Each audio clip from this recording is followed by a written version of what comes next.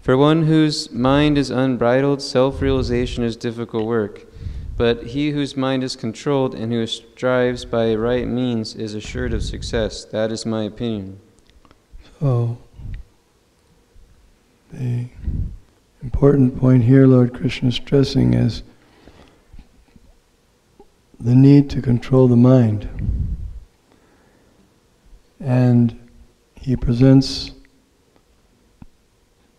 a yoga process, meditation. This is the 6th chapter. Krishna's recommending sitting in a secluded place on a level ground, not too high, not too low. It should be secluded, it should be saintly or a holy place without other people around. And then one should have half-opened eyes, meditate on the tip of the nose, practice breathing. But Arjuna declares that he doesn't think he can control his mind in this way.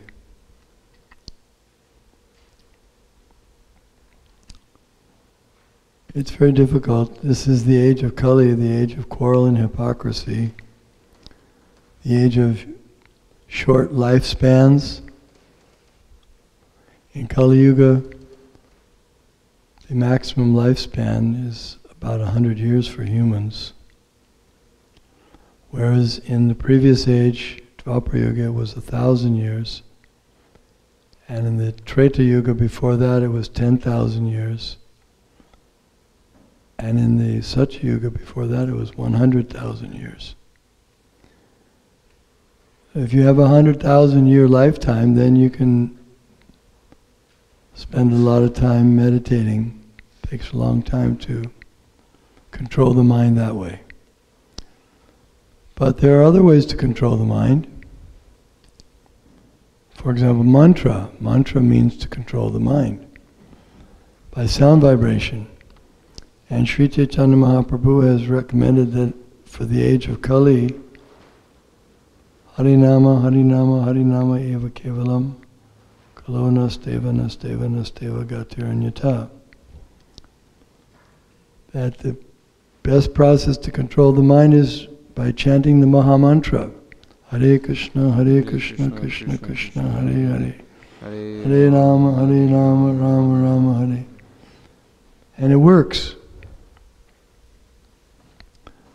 Those who have tried the chanting, they find that they are able to control their minds. The mind that was previously uncontrollable, dragging them to all kinds of degraded places. By chanting this mantra, the mind becomes controlled. It is said that the mind is the best friend when it's controlled, or when the mind is uncontrolled, it's the worst enemy. An uncontrolled mind is compared to driving a chariot without the reins. The horses are running, 5 horses represent the 5 senses. They're running madly and there's no reins to hold on to, so the he can't control the horses, so the passengers are in a very difficult position. Any process that tries to control the mind is good. It's nice to try to control the mind, but it has to be practical also. It has to sustain, not just for 15 minutes. Sometimes they have meditation. The idea of meditation is also to control the mind. They meditate for a certain time each day, but what about the time they're not meditating? What happens to the mind then? So there needs to be a 24-hour system of controlling the mind. Because wherever the mind wanders, due to its unsteady and flickering nature, Krishna says, bring it back, fix it on the self. We have to keep bringing the mind back. And fixing it on the goal. The goal is the self-realization. It's not easy in this age because everywhere we look, there are distractions from self-realization. Who's thinking about self-realization? It's almost the last thing on anyone's mind. Everywhere we look, there's encouragement to forget self-realization and fully absorb oneself in sense gratification. So it's a difficult task to control the mind, but it's been made easy by Sri Chaitanya Mahaprabhu.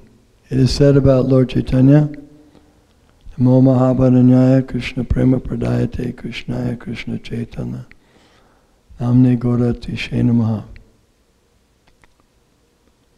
That Lord Chaitanya is the most munificent incarnation of the Lord because he is giving what no one else has ever given. Pure love of Krishna.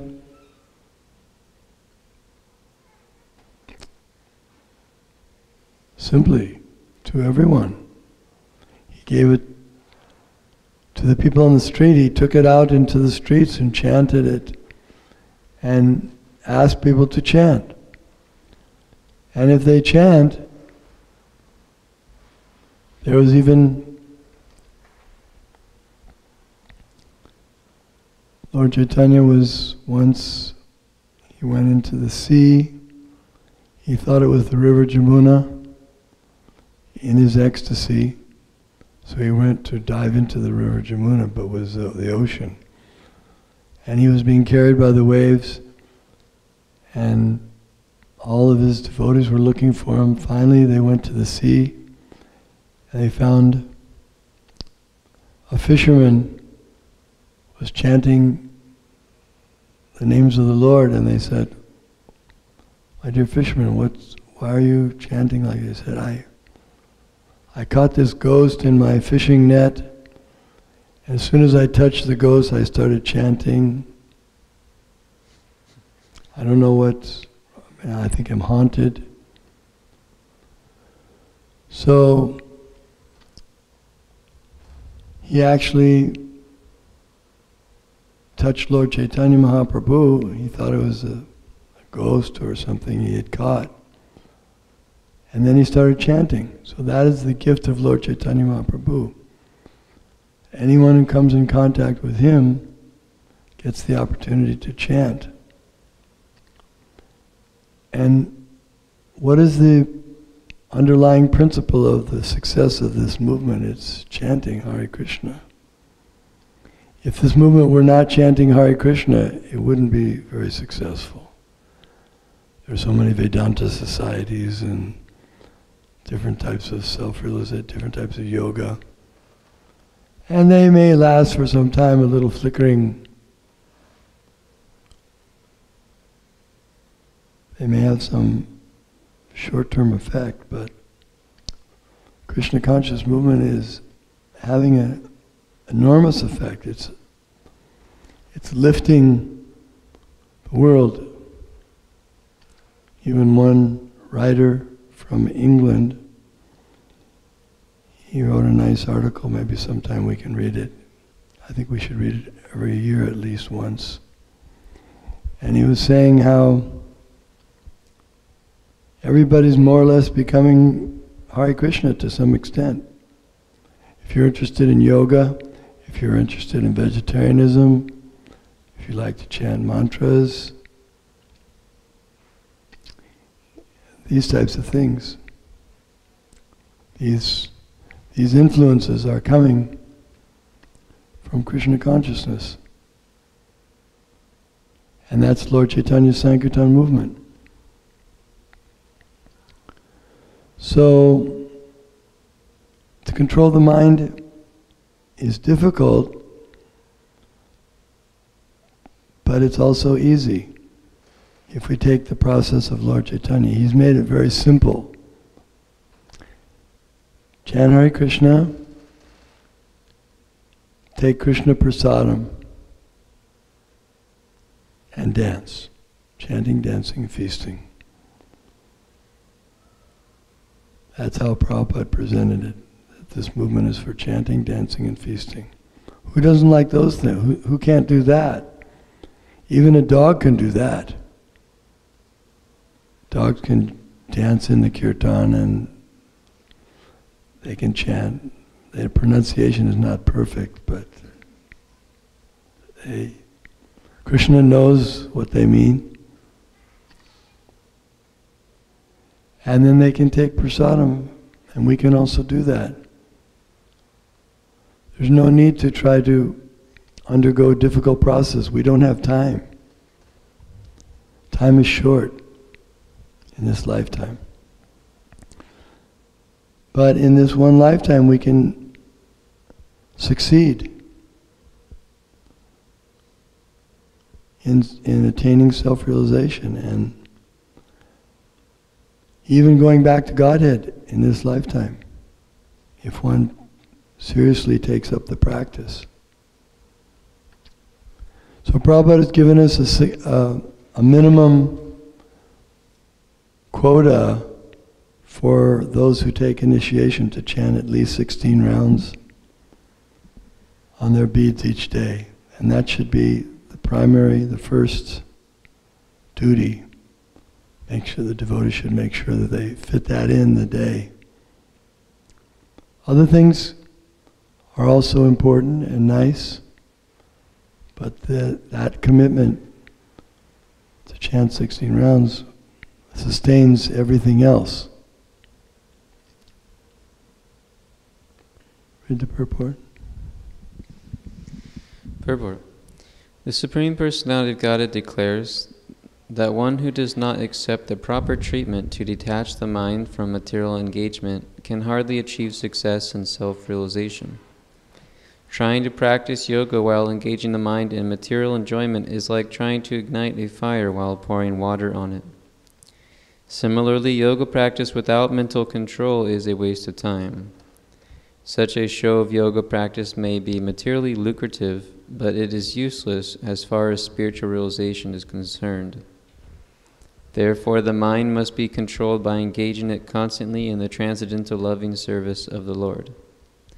Unless one is engaged in Krishna consciousness, he cannot steadily control the mind.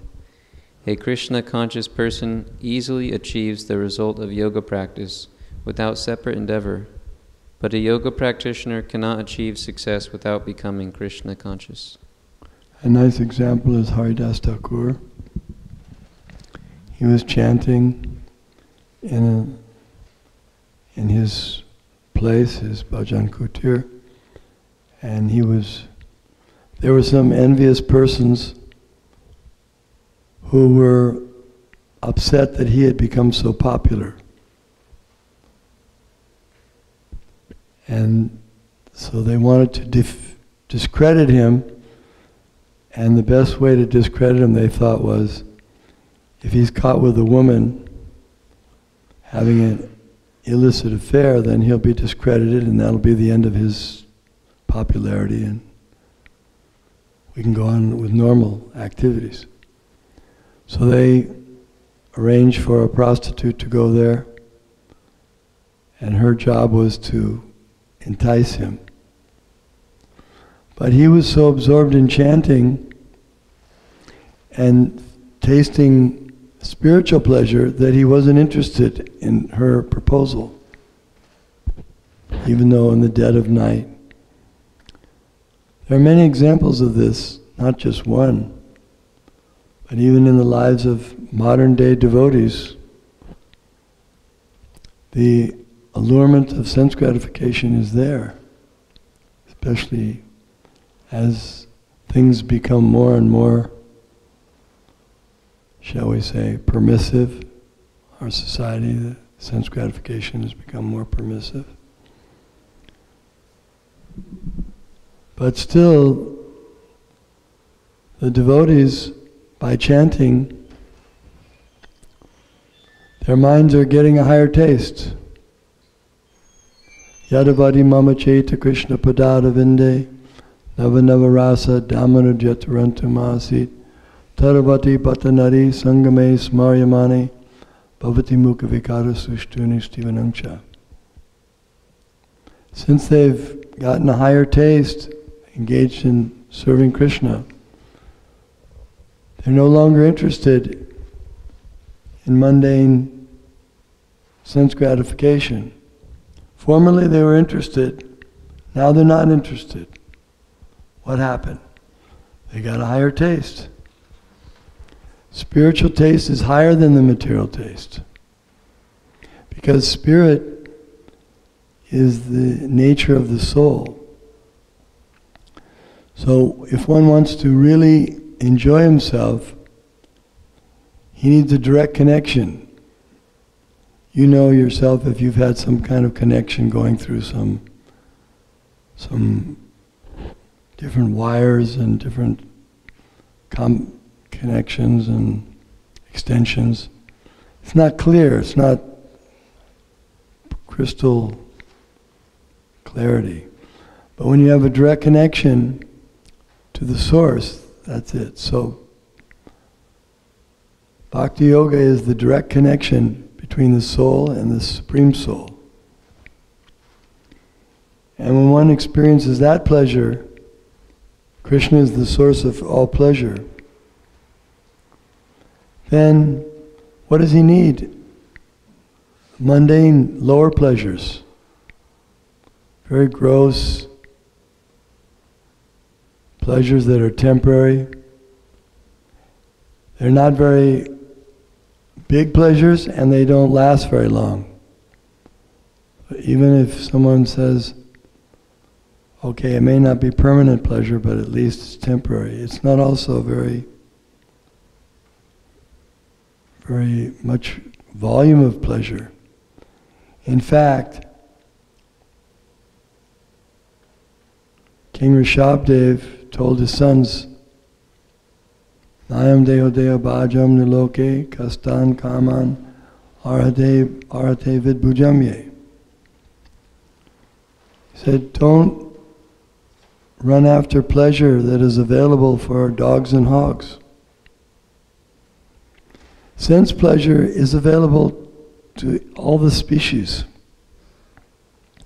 Why should we use this very advanced body with higher developed intelligence? Why should we use it just for achieving the same things that you can get as a dog or hog or fish? It doesn't make any sense. We should use this advanced form of life to achieve the highest perfection. Something that we can't get in any other species. Love of God. Prema Pamartha Mahan. We shouldn't even settle for Artha Kama Moksha, Dharma Artha Kama Moksha. Religiosity, economic development, sense gratification, and liberation. Generally those are the four purusharthas, goals of life. But we shouldn't even settle for that. We should aim for the highest. Prema Pamartha Mahan. The ultimate goal of life is love of Godhead. Because if one attains love of God, then the Lord is pleased by that. And He can give us everything. What is there lacking? If Krishna is pleased with you, He can give you everything. It's like if your father, if you have a very wealthy and noble Father, He can give you anything if He's pleased with you. So your only job then is just to please your Father, and He supplies you with everything. So similarly, our only job is to please Krishna, and He provides everything we need. And it's true, He does provide everything we need. It's not just theory. Even when we don't ask for it, He provides us air to breathe. You didn't, when you came out of the womb, you didn't say, okay, where's my air supply? Where's my water? Where's my food? It's all supplied, all arranged. Perfect arrangement. And every other thing is arranged for the devotees. Even for the non-devotees. Nityo nityanam, chaitanas chaitananam, eko bahunam yo vidadati kaman. Even the non-devotees, the elephants are getting big quantity of food every day. So, and they're not even trying to please Krishna directly. So if we engage in Krishna's service directly as He instructs, why will He not supply our necessities? Why will He fail us on that point? He's not failing any of the other species. All we have to do is please Him. And He says in the last chapter of Bhagavad-Gītā, He kind of summarizes everything, and then He says, Sarva dharman parichaja mamekam sharanam vraja. Hang tvang sarva papebhyo moksha ishamimāshaja. In essence, He's saying, there's many different religions, there's many different paths, but better to disregard all those paths and simply surrender to me and engage in my devotional service. That's all you have to do. Everything will be accomplished by that one thing. And that's also the most enjoyable thing. Far more enjoyable than other types of austerities or practices trying to control the mind. Arjuna said, to control the mind is more difficult than controlling the wind. Many people have had that experience. They sit down, they try to control the mind, and they become very frustrated. But devotees don't have any trouble. They live a regulated life, taking rest at a regulated time, rising at a regulated time, eating at regulated times. This type of regulation is recommended in Bhagavad-Gītā. Yuktahara viharasya, yukta chestasya karmasu, yukta svapnava bodhasya, yogo bhavati dukkhaha. This is how to practice yoga, by regulation, moderation. Not too much sleep, not too little sleep, not too much eating, not too little eating. Not that we fast unnecessarily, just for the sake of fasting. We fast when it's auspicious for making spiritual advancement. On Ekadashi or Janmashtami, special days, that fasting is auspicious. But fasting to impress others or to get Shakti so I can get more money or control people's minds or whatever idea we have, this is not spiritual. Sex life is allowed according to regulation given in the Shastras. It's not forbidden, but it's regulated. We're reading today, certain animals, this was spoken by Mohini Murti. She was telling the Asuras that animals like the jackal dogs and monkeys, they're always searching for new partners for sex. So we shouldn't be like that. That's a lower species. We should use everything the way it's meant to be used, and who knows how to use it. Modern society does not know how to use any of the senses. They're misusing all the senses. They use the eyes for sense gratification. They use the tongue for sense gratification, eating things that should not be eaten, speak things that should not be spoken, hear things that should not be heard. Just the opposite. In Bhagavad-Gītā, Krishna says, the self-realized soul and the common man, the ordinary person's there, it's like day and night, just the opposite. Actually, the tongue and the eyes and all the senses should be used simply to be absorbed in serving Krishna. That's what they're meant for. Otherwise, there's no need for using them. Then one becomes peaceful. Engaging his senses in the service of Krishna brings about peace. Why? Because Bhukti Mukti Siddhi Kami Akali Ashanta Krishna Bhakta Nishkama Ateva Shanta. Because he doesn't have any material desires to fulfill like the materialist. The karmi, he has unlimited desires, sarvakama. Therefore he wants unlimited money. They did a survey on millionaires in Silicon Valley some time ago.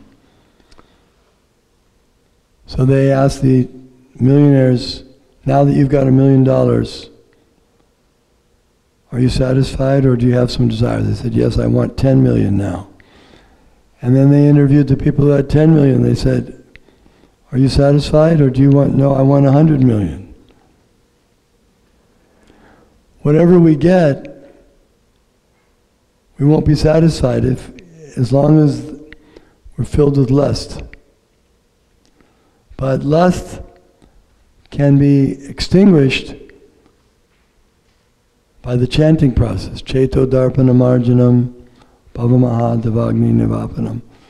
The blazing fire of material existence is extinguished by the chanting, by bhakti yoga. So then when lust is extinguished, instead of being lust, it's transformed back into love. Love is the original essential emotion of the soul. But when one gets in a diseased state, it turns into lust. And then when it's lust, it's very painful. It's a very diseased state. So it has to be cured. And the chanting is the cure. Einechio Shadimaya Nashibaro Lagi Harinama Mahamantra Lao Tumi Magi. So this is the perfect yoga process. It's the perfect process for peace of mind. It's a perfect economic process. One doesn't have to work so hard. We're thinking that pleasure will come from sense gratification. If I have more money, more cars, more houses, more sense gratification, then I'm a winner. That's not the real aim of life. The goal of life has to be revisited. The goal of life is self-realization, love of Godhead. If someone gets love of Godhead in this life, that's perfect success. Not that if he dies with $1 million in the bank, that's not success. He couldn't take it with him. All he took with him was his karma.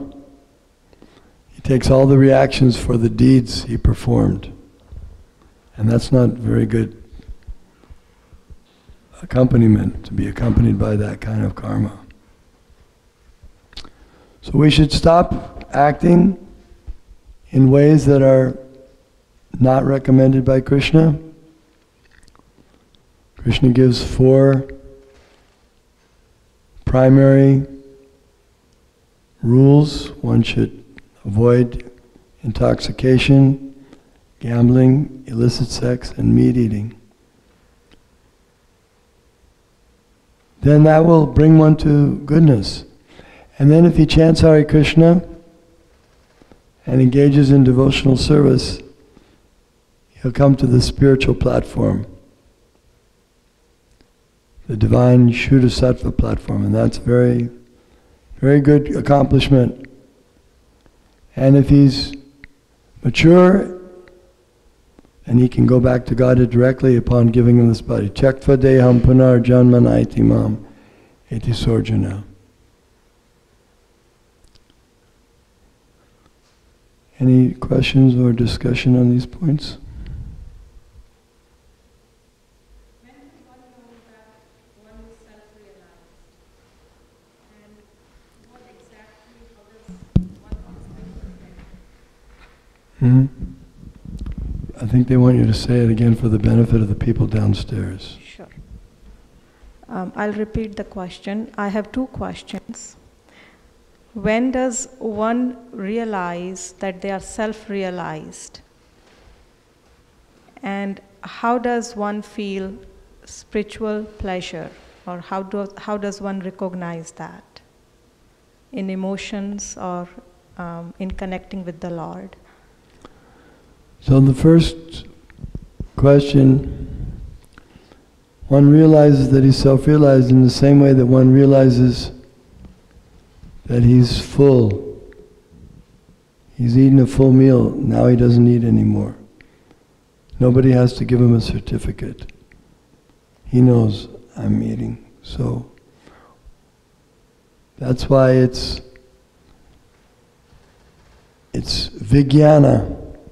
It's not just theoretical knowledge, jnana. Self-realization is not just jnana, but it's vijnana, it's realized. Because he's practicing it. Krishna says, think of him, he's thinking of Krishna, he's feeling satisfied. Krishna says, give up all these unwanted activities, he's giving them up, and he feels wonderful. It's like when you eat nice food, you feel satisfied, you feel strength, you feel satisfaction, and your hunger is abated. So it's natural. It's the natural. How do you know when you're well? Well, the symptoms of disease are no longer there. Check your temperature. Your temperature before was 105. Now you take your temperature, 98.6. Whoa, that's good. Your throat was very sore. Now your throat's not sore. You had fever, you had so many symptoms of disease. No appetite, now you have appetite. No strength, now you have strength. Well, then you have to check with the doctor to see if it's okay to get up and jump around. So the spiritual master is like our spiritual doctor. Lord Chaitanya, after he was initiated by his spiritual master, he followed his instructions. He was chanting and chanting and chanting, and he was feeling so much ecstasy, he didn't know what to do. So he asked the spiritual master, is this okay? Is everything all right? And his Guru Maharaj said, yes, it's very good. So, just like Prabhupada, as the representative of Lord Chaitanya, came to the West, and he administered the chanting to the people of the West. chanting and prasadam and everything Krishna. And then they became so excited, they were ready to do anything. And he was sending them over, all right, now you open a temple here, you go do this, you do this, you can go out chanting on the street, have a Rath Yatra festival, worship the deities, get initiated, get married. These were things they never thought of doing before at that point. And so they started doing so many things in ecstasy because they were becoming self-realized. Does that answer your question? Yes. Okay. Yes?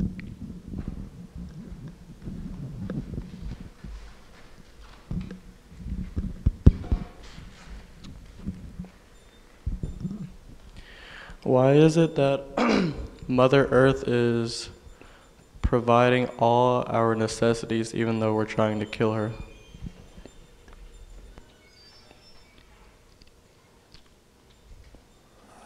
She must be very merciful. Even the cows are representatives of Bhumi also. She sometimes takes the shape of a cow. Mother is very merciful even if the child is belligerent. Mother always takes care. So Mother Earth,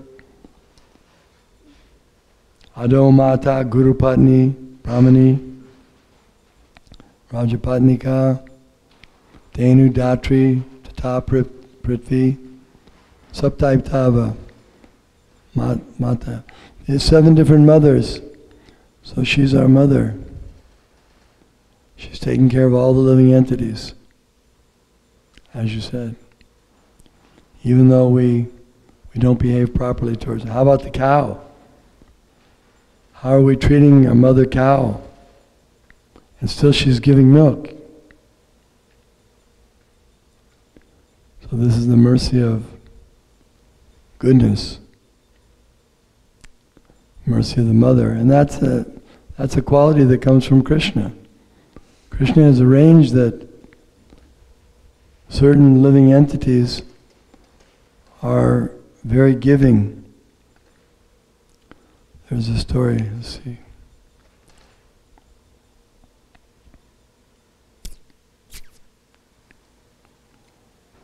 That I can't remember the story, so I will leave it like that.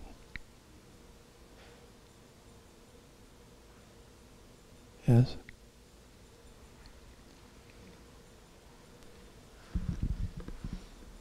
Hare Krishna. If all both masculine and feminine energies emanate from Krishna, and Krishna's spiritual body is beyond the need for a gender, why does he assume the form of a male?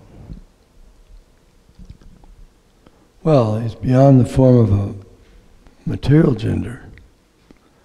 That doesn't mean there's no spiritual genders. Spiritual is the reality, material is the reflection. It's not the other way around. We have it the other way around. We think that the material is reality and spirit is some kind of a amorphous, nondescript, indescribable thing without qualities. But Krishna is the original person. So, and he's male. But that male is not material.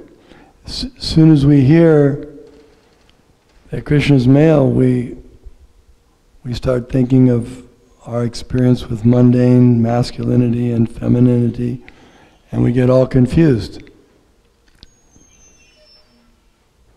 But Krishna's maleness, he's the source of everything. Even the supreme female comes from him. Lakshmi or Srimati Radharani comes from Krishna. She emanates from him. the left portion it's described. She says that saying woman is the better half of the man, that comes from the Vedic culture. Krishna is the original. So we have to understand that the spiritual is the reality, is the real thing. The relationship between Radha and Krishna, that's the perfection of male-female relationship. There's nothing higher than that. But we don't have anything like that here. We try to imitate that. But it becomes mundane because it's based on the false ego of being man and being woman and trying to be controllers and thinking we're this body and so many things. So therefore we have to put aside those misconceptions. The first lesson to learn is I'm not the body. I'm spirit soul. I'm quality one with the Lord, as the Lord is supremely spiritual. So there's nothing wrong with Krishna's masculinity. Whatever we may find faulty in male qualities in the material world are not in there in Krishna.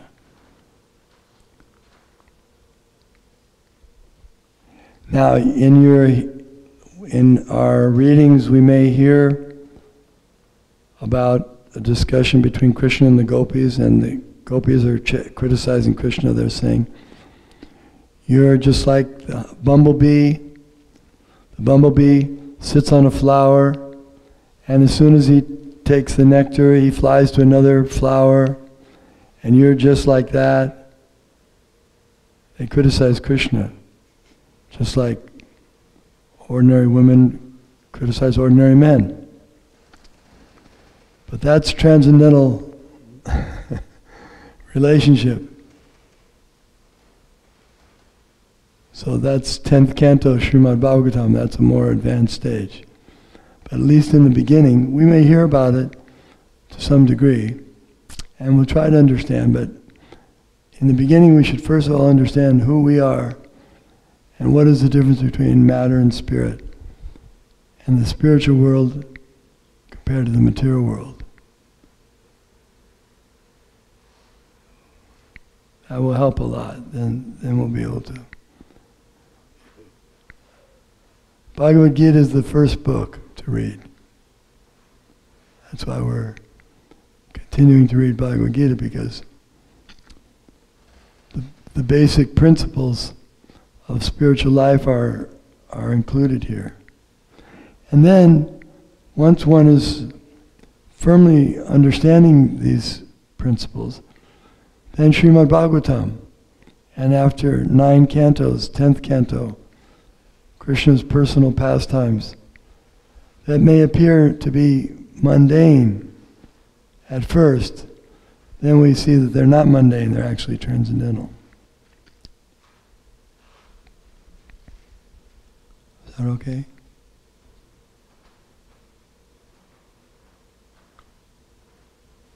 Hare Krishna. Yeah, in this chapter, Krishna's explaining to Arjuna, a process to control the mind by sitting down, meditating, quieting himself. I was just wondering, what if somebody has more of an attraction for that? Because Arjuna just kind of outright shuts it down. Should somebody integrate that into bhakti, or just go on chanting and then they'll relish something higher and that will kind of fall off? Well,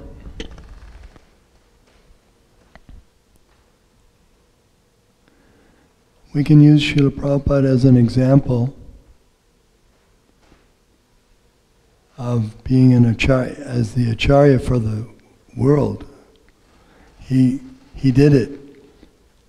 He brought Krishna consciousness all over the world. And the way he did it is he encouraged everyone to chant Hare Krishna. Do whatever you want to do, but add chanting. That was his Someone says, I like to do this. Okay, do it, but chant Hare Krishna also.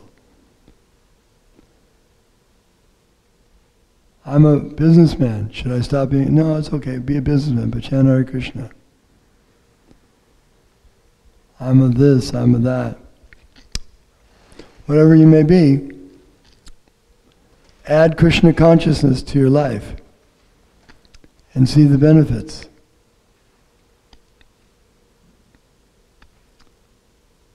You're a Christian? Okay, you remain a Christian. You don't have to give up being a Christian. Add Krishna consciousness. Krishna consciousness goes well with everything. If you're a Christian, you're a Hindu, you're a Buddhist, you're a Muslim, Krishna consciousness doesn't conflict. It doesn't conflict with anything else. It's the postgraduate study of everything else. So whatever you're into, okay, you're into meditation or yoga, that's nice. But if you understand from reading Bhagavad-Gītā that yoginam api sarvesham madgatena antaratmana shradhavam bhajate yomam samayukta tamamata. You know what that means? You can say what it means? Give her a microphone.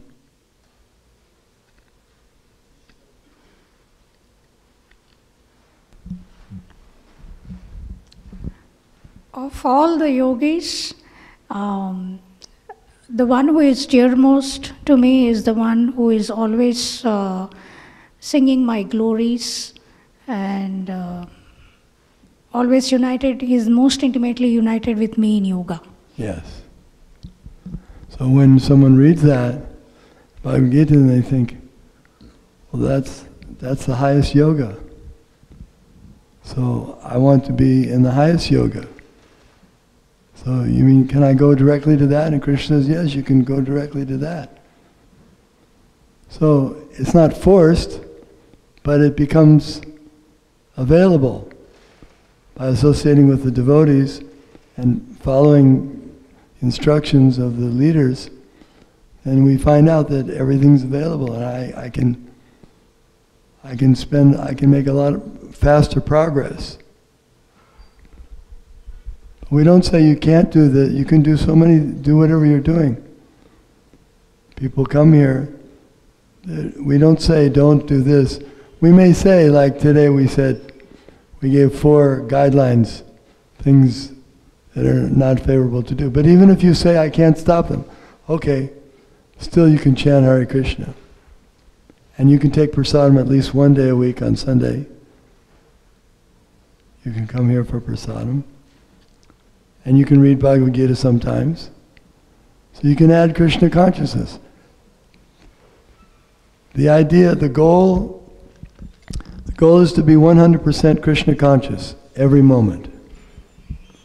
Kirtaniya sada hari, to be totally absorbed 24 hours a day in Krishna. If we can't do that immediately, then try for 1%. And 2%, and increase more and more. Yes?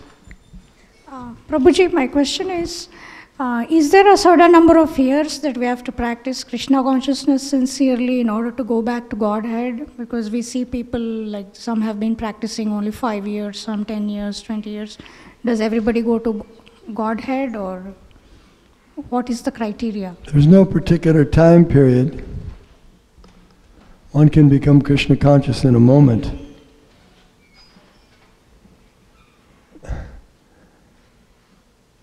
One can become Krishna, Hare Krishna, in a moment. There's no particular number of years or days or months. But we should practice as enthusiastically as we can, because we don't know how much time we have.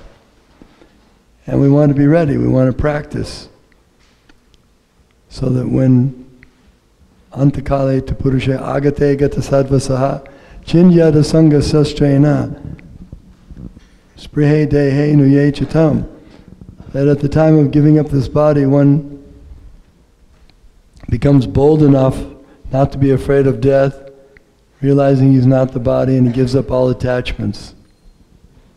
That's perfection. That's when we've achieved that. So if we can achieve that in 1 year or 5 years, whatever. Is that all right? One more question, Prabhuji. When Yeah. you said giving up attachments, does it mean that we should not meet with our relatives at all? We should not what? Not go and meet with our relatives? No, you can meet with them, but what will be the purpose of your meeting with them? The purpose of your meeting with them should be to share Krishna consciousness.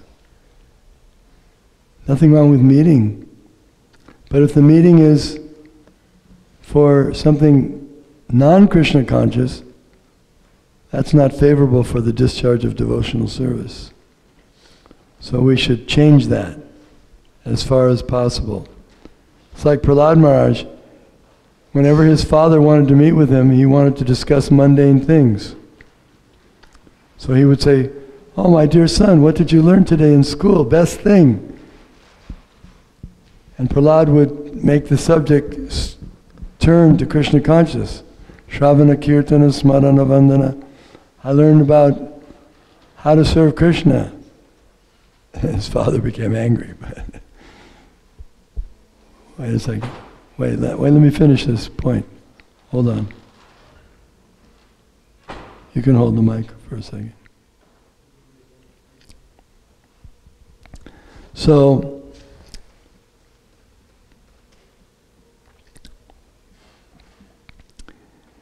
meeting with relatives is fine, but we should somehow or other do it in such a way that Krishna consciousness is fostered. Whatever we do, there should be some connection with Krishna. Like we go to work. So what's the connection with Krishna? I'm working. It seems that Krishna is not even in the picture. But no, I'm working because I get money, and with that money, I use it to enhance my devotional service to Krishna. I use it for offering foods to Krishna. I use it for maintaining my family ashram. The home should be an ashram. Ashram means place where spiritual advancement. If I live in the Grihastha ashram, then Krishna should be worshipped and cultivated in that environment. That's family. It's like we have some families here. Their homes are ashrams. They train up their children to be Krishna conscious. Parents are Krishna conscious. They worship the deity. All the food is prepared and offered to the Lord, right? Yes. And they chant Hare Krishna every day. And they teach the children how to chant Hare Krishna, right, children? Yes. So that's favorable. Affection is not a bad thing. Even attachment is not a bad thing, provided the attachment is for Krishna and things in relationship with Krishna. That is also, it's fine to be attached. It's like being attached to devotees. You may think, I want to give up all my attachments, so I'll give up my attachment to the devotees. No. Sangha tyagat sato vrte shadbir bhakti prasiddhite. One should be attached to devotees, to the association of devotees, but he should not be attached to non-devotee association, because that will cause us to forget Krishna. Yes? You had a question? When we're chanting the holy name, is that the same as associating with Krishna? Yes. Because the name of Krishna, Nama Chintamani Krishna, Chaitanya Rasa Vigraha, Purna Shuddho Nitya Mukto Binadvam Naminamino. There's no difference between Krishna and his name. So it's a very good way to associate with Krishna. Thank you very much. Hare Krishna. We're ready now? Srimad Bhagavad-Gītā ki jai, Shri Gaura Nitai ki jai, Srila Prabhupada ki jai.